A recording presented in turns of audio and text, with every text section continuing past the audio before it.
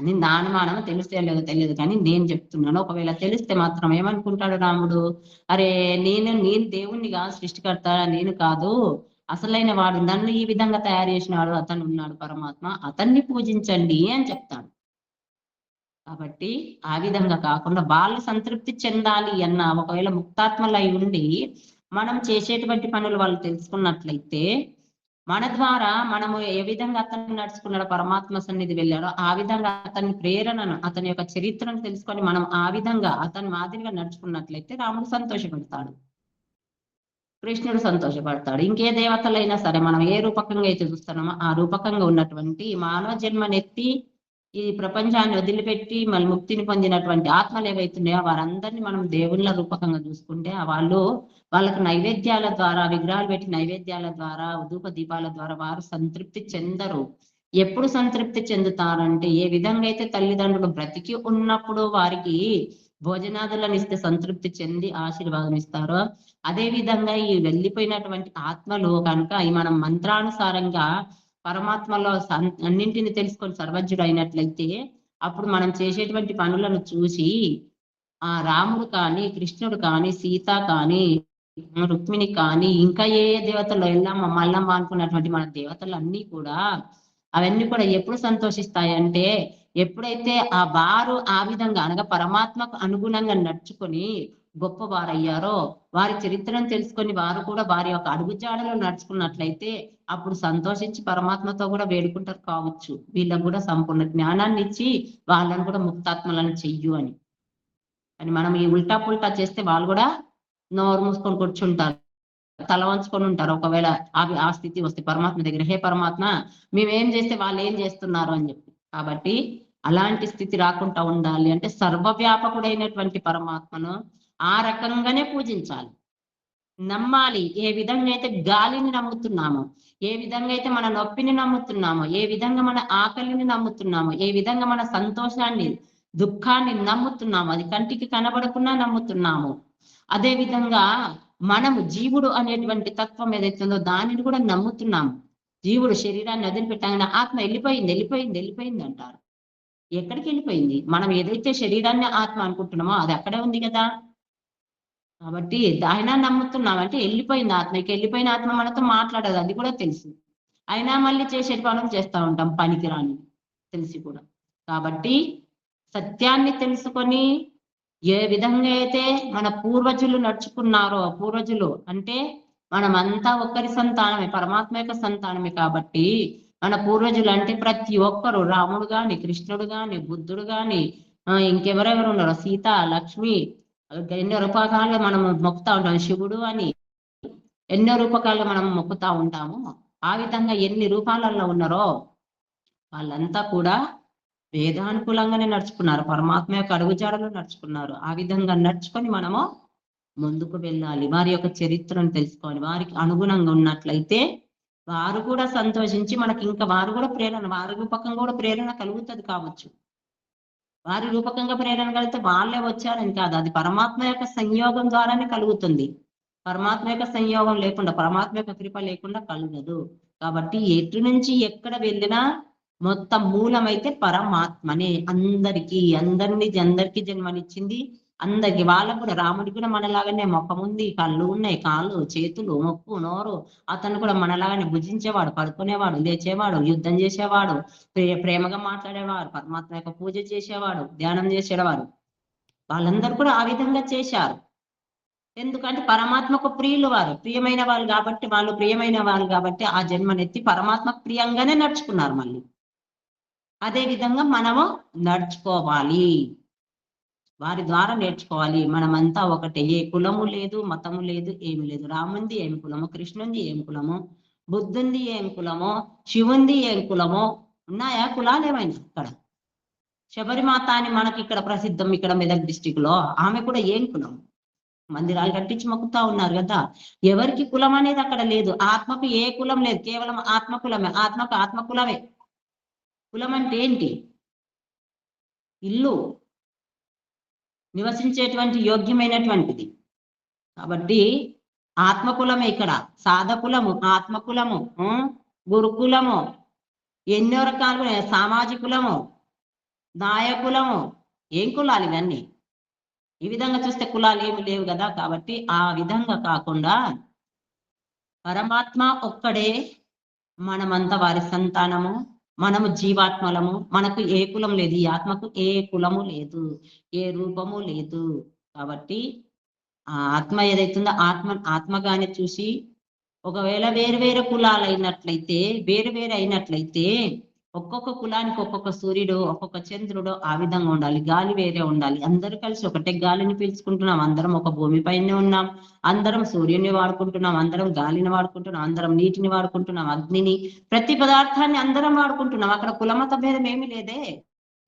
ఏదో మనం భూమిపైన బావి తవ్వుకున్న బోరు ఉన్నంత మాత్రం మీ కులం వాళ్ళు ఇక్కడికి రావద్దంటే, ఆ భూమిపైనే ఉన్నారు కదా. ఆ భూమి పైనే అన్ని మలమూత్రాలు చేస్తున్నారు కదా. వాళ్ళు చేసినటువంటి భూమి పైన చేసినటువంటి ఆ పదార్థం ఎక్కడికి వెళ్తుంది? దాంట్లో ఉన్నటువంటి నీటి తత్వము పైనకి వెళ్తుంది, పార్థివ తత్వము భూమి పైన ఉంటుంది. అది అందులో మట్టిలోనే కలుస్తుంది. నీటి తత్వం పైకి వెళ్ళి అది ఎక్కడ వేరుగా వెళ్తుందా? ఎవరైతే ఈ మలమూత్రాలు చేశారో, ఈ కులం వారు ఆ కులం వారు అనేటివి, అవి వేరువేరుగా వెళ్తున్నాయా? వేరుగా వెళ్ళి వాళ్ళకే వస్తున్నాయా? ఆ విధంగా లేదే విచారణ జరిపినట్లయితే. కాబట్టి కులము మతము అనేది ఏది లేదు, కేవలం మానవ కులము. అందులో స్త్రీ కులం పురుష కులం కావచ్చు, కానీ అక్కడ మాత్రం మనం కులం అని అనుకుంటే మానవ కులమే. మానవ కులము, పశు కులము, పక్షి కులము, ఆ విధంగా ఆ జాతులు వేరు. కానీ మనుషుల లోపల వేరే వేరే కులాలు ఏమీ లేవు, అంతా సమానమే. ఆత్మకు సంబంధించి చూసినట్లయితే ఏ యోనిలో పశువులు కానీ, పక్షులు కానీ, మనుషులు కానీ, ఇంకా ఏవైనా ఏ రూపకంలో ఉన్నా సరే జీవుడు మాత్రం జీవుడే. అది పరమాత్మ యొక్క పుత్రులే వారంతా. కాబట్టి అది తెలుసుకొని ఆ పరమాత్మ యొక్క పుత్రులు ఎవరు ఏ విధంగా పరిశ్రమ చేసి ఏ కర్మలు చేస్తారో, ఎవరు దేనికి అధికారమో ఆ విధంగా వారికి యోనిలనిచ్చి అంతఃకృతి వాళ్ళకి ఐశ్వర్యాన్ని, భౌతిక ఐశ్వర్యాన్ని ఇచ్చి పంపించాడు. అది తెలుసుకొని మెదులుకోవాలి. కాబట్టి ఆ విధంగా మనం క్షుణ్ణంగా విచారణ జరిపినట్లయితే ఇక్కడ ఈర్ష ద్వేషాలు అనేటివి కలుగవు. ఆ విధంగా వ్యాపకుడు అవుతాడు పరమాత్మ వలె. వ్యాపకుడు అవ్వడం వలన ఏమవుతుంది? పౌరుడు, ప్రపంచ పౌరుడు అవుతాడు. దానివల్ల పరమాత్మకు ప్రియం అవుతాడు. కాబట్టి ఆ విధంగా అవ్వడానికి ప్రయత్నం చెయ్యాలి అనేది 366వ మంత్రంలో తెలుసుకున్నాం. అర్థమైంది కదా అందరికీ?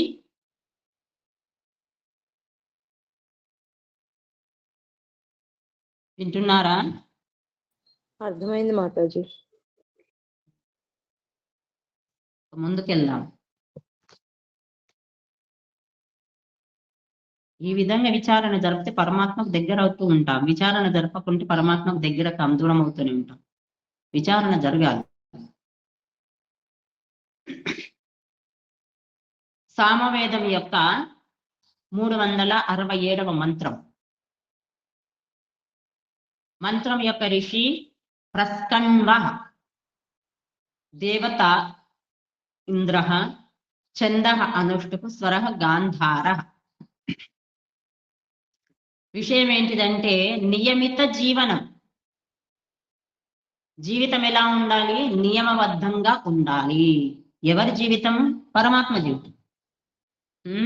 మనము ఎవరినైతే మనం పరమాత్మగా సృష్టికర్తగా వస్తూ ఉన్నామో ఆ దేవతల వాళ్ళందరి కూడా ఒక నియమిత జీవితం ఉండింది.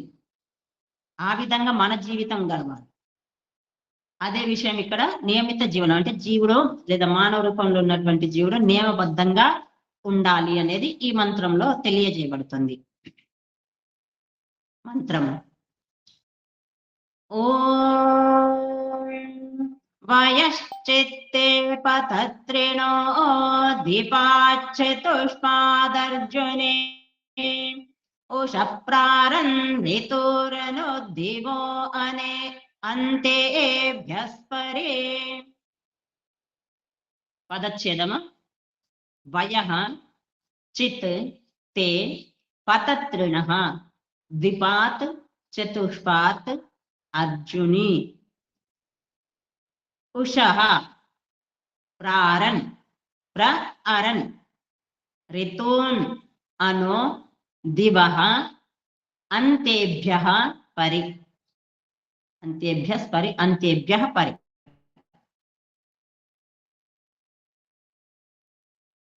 మనము ద్వేషాన్ని అధిగమించి శుభ విచారాలు కలిగిన వారిగా సానుకూలంగా మారుదాం. ద్వేషాన్ని వదిలిపెట్టేసి మనము ఎలా అవుదాము? అనుకూలంగా శుభ విచారాలు కలిగిన వారము. అనుకూలంగా ఎవరికి అనుకూలంగా? తనకు తాను అనుకూలంగా, పరమాత్మకు అనుకూలంగా మారుదాం. నియమానుకూలంగా మారుకుందాం. ఈ శుభకరమైన ప్రవృత్తి కొరకు ఆరోగ్యకరమైన శరీరం ఖచ్చితంగా అవసరం. ఈ శుభాన్ని ఇచ్చేటువంటి మంచి మార్గంలో తీసుకెళ్లేటువంటి ఏదైతే ప్రవృత్తి ఉందో, అనుకూల ప్రవృత్తి అనగా మంచి విచారాలు కలిగిన వారిగా మారడం ఏదైతుందో, దానికి అనుకూలమైనటువంటి విచారాలు, ఉన్నతమైనటువంటి విచారాలు, ఈర్ష్యాద్వేషాలను వదిలిపెట్టేసి వసుధైవ కుటుంబకం అనేటువంటి విచారము కలిగినట్లయితే, దానికి ముఖ్యంగా ఆరోగ్యకరమైనటువంటి శరీరము తప్పకుండా అవసరం. ఆరోగ్యవంతమైనటువంటి శరీరం ఉంటేనే మనము నియమాలను పాటించగలుగుతాము, ఈర్ష్యాద్వేషాలను వదలగలుగుతాం, మంచి విచారాలు చెయ్యగలుగుతాం. కాబట్టి అక్కడ ఆరోగ్యవంతమైనటువంటి శరీరం అవసరము. ఆరోగ్యకరమైన శరీరంలోనే ఆరోగ్యవంతమైనటువంటి మనస్సు ఉంటుంది. శరీరం ఆరోగ్యంగా ఉన్నట్లయితే మనస్సు కూడా ఆరోగ్యంగా ఉంటుంది. చూడండి, శరీరము రోగం పాలైతే చేతగాకుండా ఉంటే మనసు కూడా నీరసించిపోతుంది. ఆరోగ్యం బాగా లేకపోతే శరీరం నీరసించినట్లు మనసు కూడా నీరసించిపోతుంది. వాణి కూడా అక్కడ మెల్లగా వచ్చేస్తుంది. వాణి అనగా మాట. ఆరోగ్యం కొరకు అత్యంత ముఖ్యం. ఈ శరీరం యొక్క ఆరోగ్యం కొరకు అత్యంత ముఖ్యమైనటువంటి విషయం ఏంటిదంటే నియమిత జీవితం. జీవితం ఎలా ఉండాలి? మన జీవనం ఏ విధంగా ఉండాలంటే నియమబద్ధంగా ఉండాలి. నియమబద్ధంగా జీవనం ఉన్నట్లయితే దాని ద్వారా శరీరం ఆరోగ్యంగా ఉంటుంది. శరీరం ఆరోగ్యంగా ఉంటే మనసు దృఢంగా ఉంటుంది. మనసు దృఢంగా పవిత్రంగా ఉంటుంది. దాని ద్వారా ఏమవుతుంది? విచారాలు, దృఢమైనటువంటి విచారాలు, పవిత్రమైనటువంటి విచారాలు కలుగుతాయి. కాబట్టి ఇక్కడ ఖచ్చితంగా ఆరోగ్యమైనటువంటి శరీరం కావాలి, దానికి నియమబద్ధ జీవితం కావాలి. దాని గురించే ప్రస్తుత మంత్రంలో పేర్కొనబడింది. నియమిత జీవనం ఎలా ఉండాలి అనేటువంటి విషయమే ఈ మంత్రం లోపల చెప్పబడింది. దానితో ఇక్కడ ఏమొస్తుంది అంటే ప్రభాత కాలం. హే ఉషః, ఉషకాలం. ఉషకాలం అని ఎప్పుడు అంటారు? ఎప్పుడైతే సూర్యుడు పూర్తిగా కనబడకుండా ఉంటాడో, ఉదయం ప్రాతకాలం సమయంలో, అది ఉషకాలం అవుతుంది. సూర్యుడు పూర్తిగా రాలేదు, అంధకారము పూర్తిగా లేదు, అది సంధ్యాకాలం అనొచ్చు, లేదా ఉషకాలం, ప్రభాత కాలం. ఉషదాహే అనగా సమస్త చీకట్లను దహించి వేసేది. ఉషదాహే ధాతుతోని ఉష శబ్దం సిద్ధమవుతుంది. దాహే, దాహం అంటే కాల్చివేయడం, సమాప్తం చేయడం. అనగా ఇక్కడ దేనిని కాల్చేస్తుంది లేదా దేనిని సమాప్తం చేస్తుంది అంటే అంధకారంలో, ఘోరమైనటువంటి అంధకారం, ఆ చీకటిని ఏదైతుందో ఆ చీకటిని దహించి వేసేటువంటి ప్రాతకాలమా, ఓ ఉషకాలమా, లేదా చీకటిని, అంధకారాన్ని దూరం చేసేటువంటి ఓ ప్రాతకాలమా, నీవు అర్జుని శ్వేతము. అర్జుని అనగా ఇక్కడ శ్వేతం, శ్వేతం అంటే తెల్లగా. ధవలము, శ్వేతము ధవలము, ధవలము శుభ్రత, శుద్ధి. శ్వేతం తెల్లని మరి శుభ్రమైనటువంటి నీవు కాంతితో ప్రకాశిస్తావో, తేజోవంతమైనటువంటి, ప్రకాశవంతమైనటువంటి, పవిత్రమైనటువంటి ప్రాతకాల కిరణాలు. ప్రాతకాలం ఉదయం సూర్యోదయం ఉదయించినప్పుడు ఆ ప్రభాత వేళలో కిరణాలుగా పవిత్రంగా ఉంటాయి. ఎందుకంటే రాత్రంతా అందరూ జీవిస్తారు, అందరూ నిద్రించిపోతారు, అన్ని ప్రాణులు, ప్రతి ప్రాణులు అక్కడ నిశ్శబ్దంగా ఉంటుంది. ఏ కార్యం అక్కడ జరగట్లేదు. దాని కారణంగా వాతావరణం అంతా శుద్ధిగా ఉంటుంది. ఆ శుద్ధి వాతావరణంలో కూడా కిరణాలు కూడా శుద్ధమైనటువంటి వస్తాయి, సూర్యకిరణుడు. అందుకే ఉదయం పూట మనం ప్రాతకాలంలో సూర్యుని చూసినట్టయితే ఆహ్లాదకరంగా ఉంటుంది. ఆ వాతావరణం కూడా ఎంత ఆనందకరంగా ఉంటుంది అంటే అంత ఆనందకరంగా. ఎవరైతే అలవాటు ఉందో ఉదయకాలం, ఉషప కాలంలో నిద్ర లేచేటువంటి అలవాటు ఎవరికైతుందో వారు బయటకు వెళ్ళి నిద్ర లేచి లోపలనే కూర్చోవడం కాదు, బయటకు వెళ్ళి మనము గమనించినట్లయితే ఆ వాతావరణం అనేది చాలా ఆహ్లాదకరంగా, చాలా ఆనందదాయకంగా ఉంటుంది. కాబట్టి అది ఎందుకు అంటే అతి పవిత్రంగా మరి శుద్ధమైంది అనమాట. తెల్లనిది శుద్ధమైంది. నీవు కాంతితో ప్రకాశిస్తావు. ఓ ప్రాతకాలమా నీవు తెల్లటి లేదా శుద్ధమైనటువంటి కాంతితో ప్రకాశిస్తావు. వయః, వయ అనగా ఇక్కడ మార్గం, వే, ఇంగ్లీష్ లో ఏమంటారు వే, మార్గం. వయ అనగా మార్గం. తన నియమిత మార్గములో నడిచేవారు, ఎవరైతే తన నియమానుసారంగా తన నియమాలను తన దినచర్యను నియమబద్ధంగా చేస్తున్నారో వారు, అందులో మానవులు కావచ్చు, ఇతర ప్రాణులు కూడా వస్తాయి. ఇతర ప్రాణులు అయితే తప్పకుండా అవి నియమబద్ధంగానే నడుచుకుంటాయి. కేవలం మానవుడే నియమం నీతి తప్పినవాడు.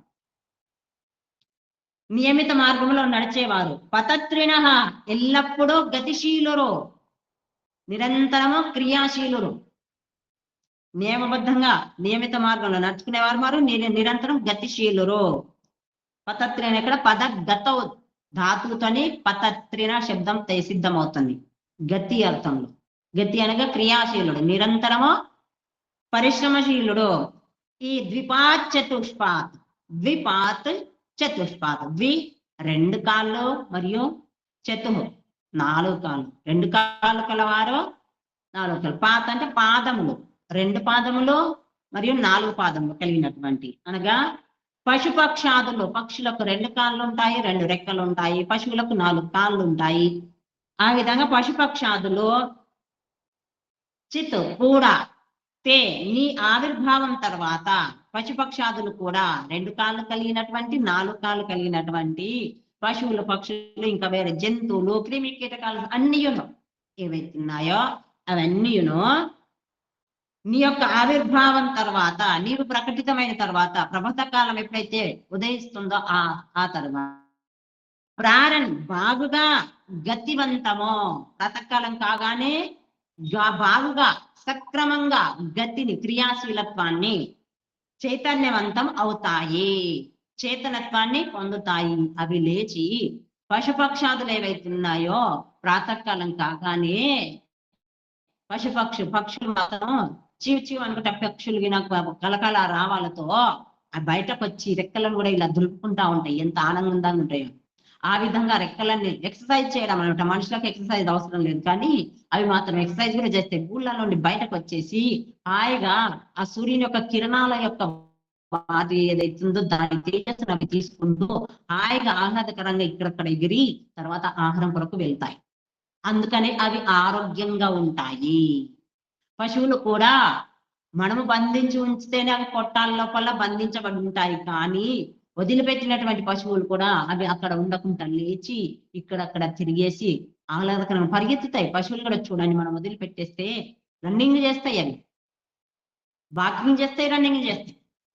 ఉషాకాలంలో పని ఎట్లా అంటే అట్లా తోకలు లేపేసి అవి పరిగెత్తుతా ఉంటే ఎంత ఆనందకరం అంటే అవి అంత ఆనందకరంగా పరిగెత్తుతాయి ఆ సమయం లోపల.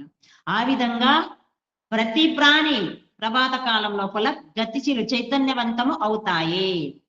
కాబట్టి అవి ఆరోగ్యంగా ఉన్నాయి. వాటికి ఏ చికిత్సాలయాలు లేవో, ఏ ఔషధాలు లేవు. వాటికి ఏది అప్పుడు ఎప్పుడు ఏది అవసరమో అదే తీసుకుంటాయి, ఎంత అవసరమో అంత తీసుకుంటాయి. ఒక్కవేళ తప్పిదారులు ఏ రకంగా అయినా, మన మానవుల తప్పిదం వల్ల ఇంకే రకంగా అయినా పడడం వల్ల ఏమన్నా గాయాలు తగిలినా లేకుంటే ఇంకేదైనా కలిగితే వాటికంతలవే ఉపవాసం చేసేస్తాయి. మనుషులు మాత్రం ఉపవాసం చెయ్యరు. ఏదైనా జరిగింది అంటే అవి ఉపవాసం ద్వారా వాటి యొక్క శరీరాన్ని మళ్ళీ యథాస్థితికి తీసుకొచ్చుకుంటాయి. వాటిని ఏమైనా గాయాలు తొలితే వాటిపైన నాకడం వలన వాటిని అవి నాకుకుంటూ శుద్ధి చేసుకుంటాయి. ఏ ఔషధము అవసరం లేదు.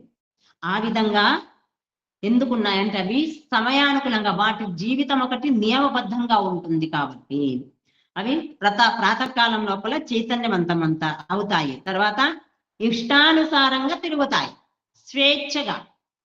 అవి వాటి స్వేచ్ఛగా తిరుగుతాయి.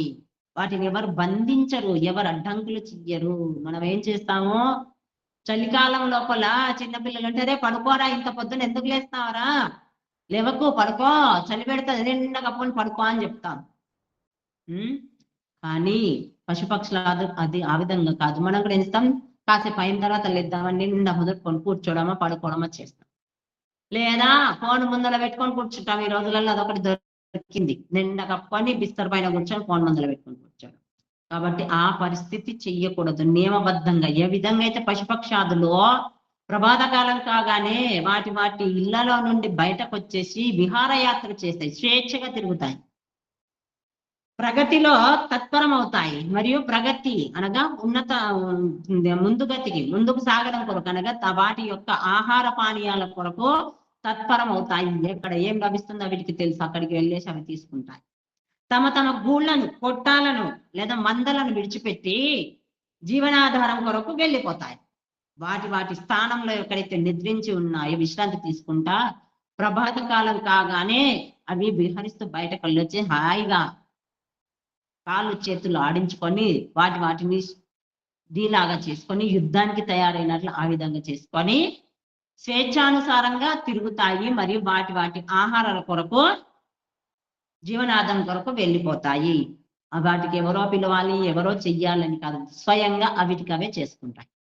ఇవి ఎల్లప్పుడూ నియమిత గతిలో నడుచుకుంటూ ఉంటాయి. ఎప్పుడో నియమిత గతిలో నియమబద్ధానుసరంగా నియమ పద్ధతిలోనే నడుచుకుంటాయి. ప్రకర్షేణ గచ్చంతి, ప్రకర్షేణ గచ్చంతి, బాగా వెళుతాయి.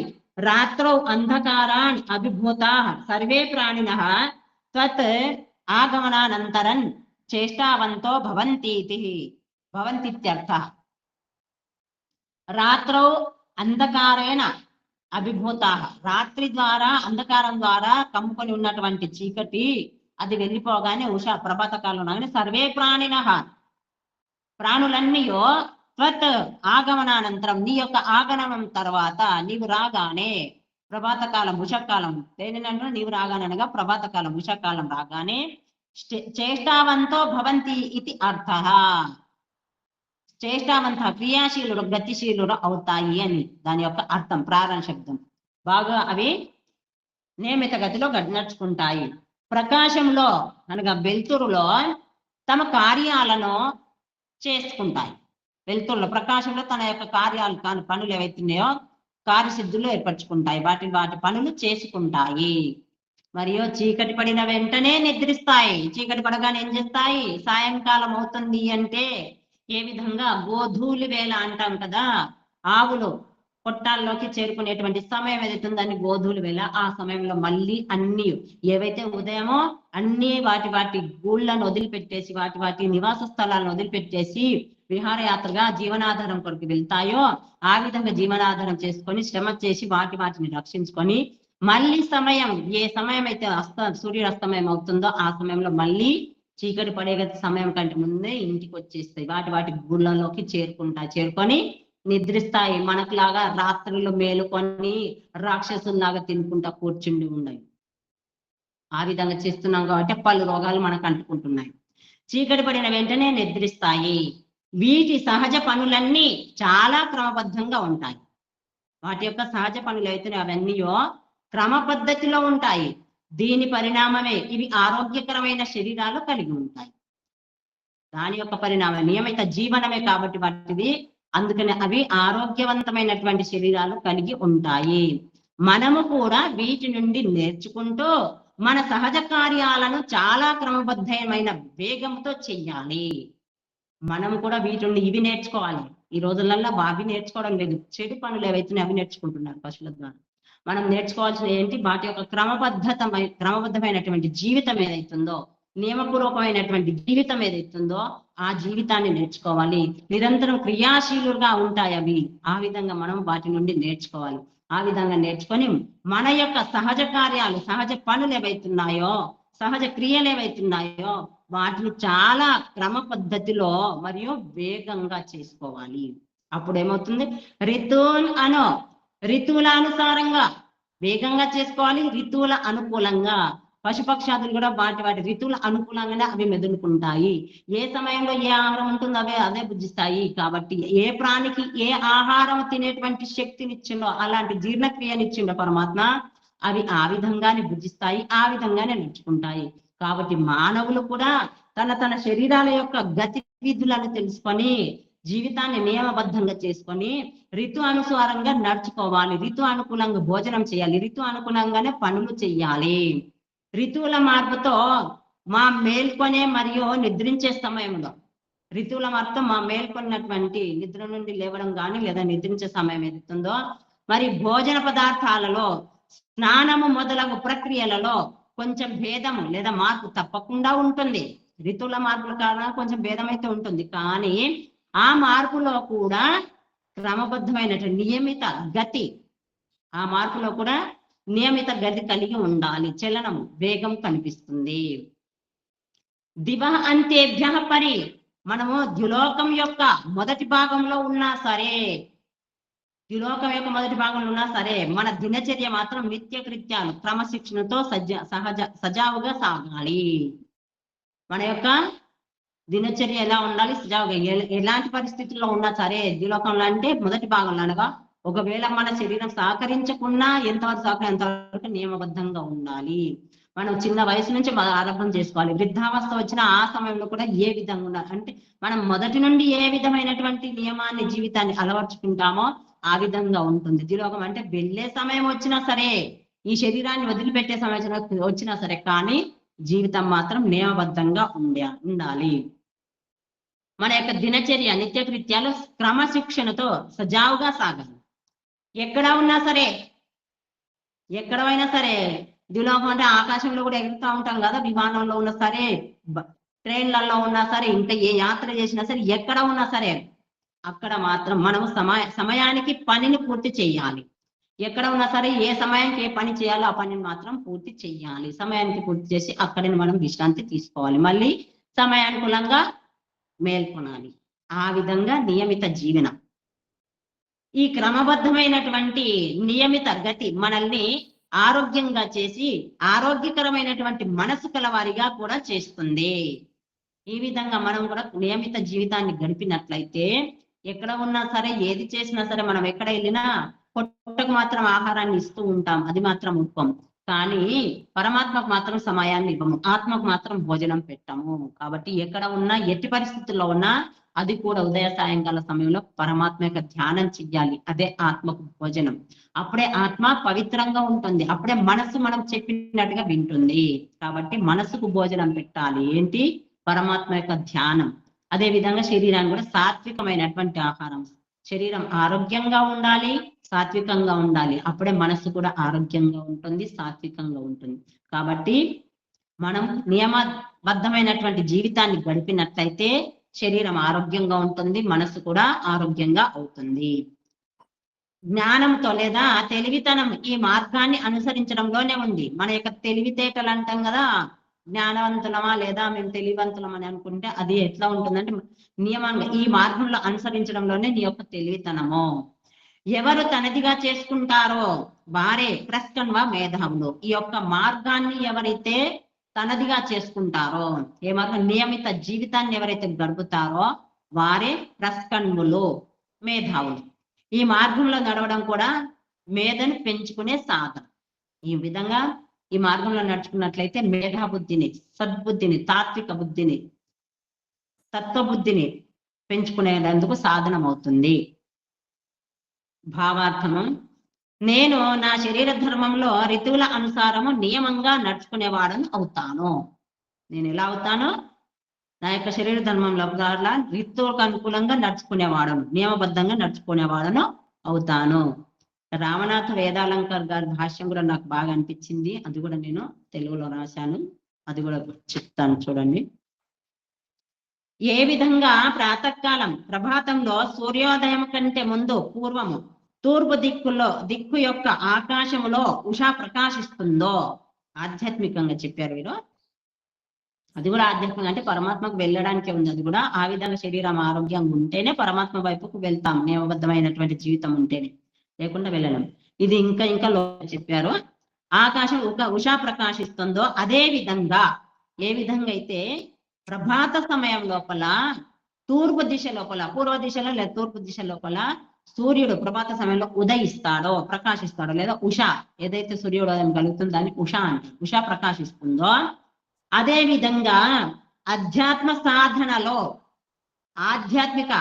సాధన లోపల తత్పరులైనటువంటి యోగుల హృదయాకాశంలో ఎవరైతే ఆధ్యాత్మిక సాధనలో నిరంతరము స్థితులై తత్పరులై ఉన్నారో, నిరంతరం సన్నద్ధమై ఉన్నారో, అలాంటి వారి ఆ విధమైనటువంటి యోగుల హృదయాకాశం లోపల పరమాత్మ రూప సూర్యుడు ఉదయించే కంటే ముందు, సూర్యుడు ఉదయించే కంటే ముందు ఏదైతుందో అది ఉషాకాలం కదా, అదే విధంగా పరమాత్మ రూప సూర్యుడు ఆ యోగుల యొక్క హృదయాకాశం లోపల పరమాత్మ యొక్క ప్రకటితం అయ్యే కంటే ముందు ఆవిర్భావ సూచకమైనటువంటి ఆత్మ ప్రభాత రూప ఉష వికసిస్తుంది. పరమాత్మ యొక్క ప్రకాశం ఎప్పుడైతే కలుగుతుందో ఆ కలిగే కంటే ముందు ఏమవుతుంది, ఆత్మ ప్రభా రూప ఆత్మ యొక్క ప్రకాశ రూపం ఏమైతుందో అది వికసిస్తుంది ఆత్మ లోపల. ఏ విధంగా అయితే ఉష వికసిస్తుందో సూర్యుని కంటే ముందు, దానిని ఇక్కడ ఉషానామంతో చెప్పబడింది. దాన్ని ఇక్కడ ఉషానామంతో చెప్పబడింది, ఉష అనేటువంటి పేరుతో చెప్పబడింది. ఆధ్యాత్మికంగా ఎవరైతే ఋషులు సన్నద్ధమై ఉన్నారో, ఆధ్యాత్మ సాధనలో సన్నద్ధులు తత్పరులై ఉన్నారో వారి యొక్క హృదయం లోపల ఏ విధంగా అయితే సూర్యుని కంటే ముందు ఉష ప్రకటిస్తుందో ఆ విధంగా పరమాత్మ ప్రకటితం అయ్యే కంటే ముందు ఆత్మరూప ప్రభాసం, ఆత్మరూప ప్రకాశం అనేది వికసిస్తుంది. హే అర్జునే, ప్రజల మనసులలో ఆవిర్భవిస్తున్న పవిత్రమైనటువంటి సత్వగుణ ప్రధానమైన అధ్యాత్మ ప్రభ ప్రజల యొక్క మనసులలో ఆవిర్భావం అవుతున్నటువంటి ప్రకటితం అవుతున్నటువంటి పవిత్రమైనటువంటి సత్వగుణ ప్రధానం. సత్వం పవిత్రమైంది అంటే ప్రకృతి ఏదైతుందో ప్రకృతి అనేటువంటిది అది పవిత్రమైంది.